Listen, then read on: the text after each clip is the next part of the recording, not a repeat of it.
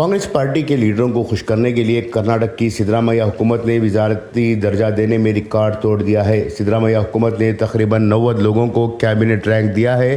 اس میں 77 M L as اور 9 دیگر شامل ہیں۔ کرناٹک کی تاریخ میں پہلا موقع ہے جب اتنے لوگوں کو وزیر کا درجہ دیا گیا ہے۔ کرناٹک میں کانگریس کی حکومت کو اقتدار میں آئے ہوئے 9 ماہ گزرے ہیں۔ ایسے میں مختلف طبقوں کو خوش کرنے کے لیے سدرامیا حکومت نے 77 ایم ایل ایز اور 4 ایم ایل سی کو وزارت کا درجہ دیا۔ کرناٹک میں کانگریس کے کل 135 ایم ایل اے ہیں۔ اس میں وزراء، کارپوریشن اور بورڈز کے چیئرمینوں کے علاوہ وزیر اعلیٰ کے کئی مشیروں اور یہاں تک کہ قانون ساز اسمبلی اور قانون ساز اسمبلی میں پارٹی کے چیف وپ کو بھی کابینہ کا درجہ دیا گیا ہے۔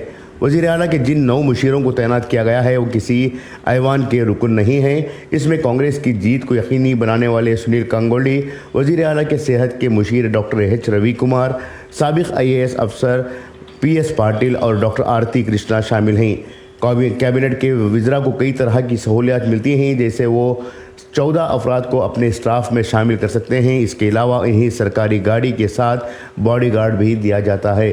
باڈی گارڈ کی تنخواہ بھی حکومت سے دی جاتی ہے۔ بتاتے چلیں کہ اسٹیٹس والا وزیر آئینی عہدہ نہیں ہے۔ پارٹی کارکنوں و لیڈروں کو خوش کرنے کے لیے مختلف اداروں اور کونسلوں کا چیئرمین بنا دیا جاتا ہے۔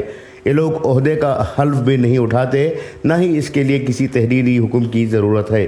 حکومت پارلیمانی الیکشن کی تیاریوں کو مد نظر رکھتے ہوئے کیبنٹ وزیر کا درجہ بھی دیتی ہے اور انہیں اچھی تنخواہ بھی دے رہی ہے۔ بیورو رپورٹ، انقلاب نیوز، بنگلورو۔